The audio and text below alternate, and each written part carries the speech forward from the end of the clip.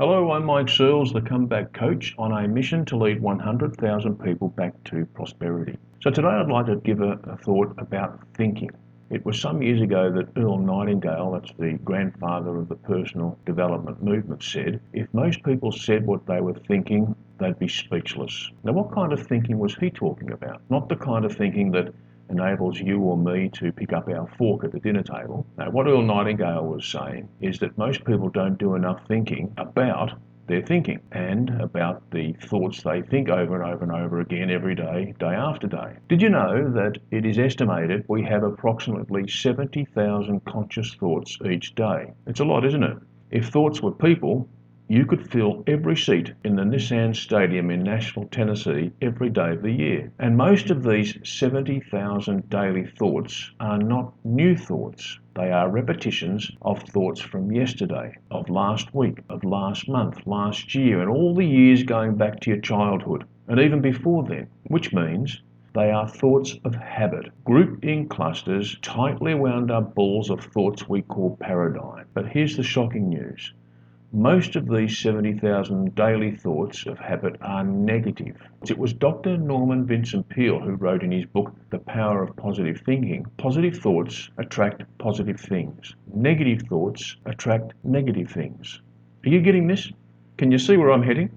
Because without consciously knowing, we attract negativity into our life by default, because of our mostly negative thoughts of habit. I hope this is starting to make sense to you, because what we're really talking about right now is part of the answer to a question a lot of people ask, which is, why is this happening to me? So, how do these bundles of negative thoughts of habit show up in the material world of somebody's life? The manifestation of negative thinking and negative thoughts playing on auto loop could show up such as back pain that won't go away, an empty bank account, constant arguments in a relationship, or that heavy feeling of unhappiness from morning until night. Now that's the doom and gloom version of what I'm talking about, the doom and gloom version of the situation. Let's now talk about what we can do about it. So if the problem is, as Earl Nightingale said, most people don't think about their thinking, then we need to first be aware of what we are thinking. Consciously, be like a mini-me version of yourself,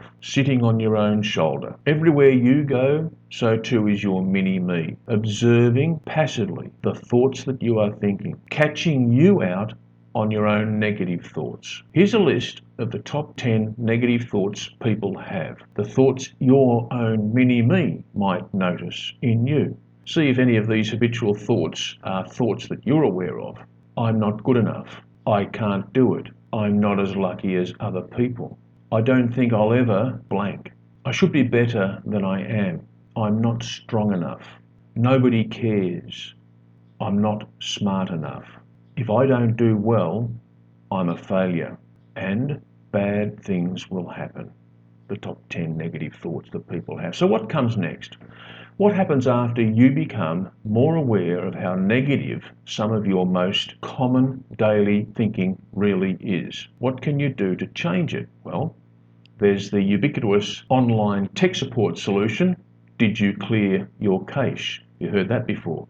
But seriously, clearing the cache of mind is helpful. It's a nice metaphor, actually. Cleaning out the clusters of negative thought patterns from your mind, but not from your conscious mind, which is the mind you're using right now as you listen to my words. No, it's in your subconscious mind that this cache of unhelpful thought patterns live, and they're called paradigms. Bob Proctor. Search the name Bob Proctor for tips about paradigms. Also, search Dr. Joe Vitale, that's Vitale. He's got some books and courses for helping to clear unhelpful data from the subconscious mind. I've studied Dr. Joe Vitale's courses and I've read his books, and they're very good. In fact, Joe Vitale certified me as a practitioner on clearing paradigms from the subconscious. Now, maybe you're not into reading or listening to audiobooks. Then what you can do is talk to a coach. There are plenty of coaches available. Again, you can search online, but please find a good one. And I make no apologies for telling you this, that there are some pretenders out there, fakes and frauds. So if you're going to hire a coach, choose carefully. Verifiable testimonials on a coach's website, that's a good thing to look for. And if you will not or you cannot talk to a coach, I recommend a book that was written over 100 years ago by author Prentice Mulford. The book's called simply this, Thoughts Are Things, authored by Prentice Mulford back in 1907. He wrote it right back in 1907, and he was right what he wrote about, because here in the 21st century, neuroscience and brain research has proven him to be right. Thoughts are indeed things, and we become what we think about. If you can begin to catch your own thinking as it happens, you'll start the beginning of the end of your habitual negative thoughts that are attracting negative results into your life. The best time to plant a tree was 20 years ago. The second best time is today. Allow me to leave you with a few well-known quotes from wiser minds of the past. Marcus Aurelius, the great Roman emperor, said, "A man's life is what his thoughts make of it." Ralph Waldo Emerson, the philosopher, said, "A man is what he thinks about all day long."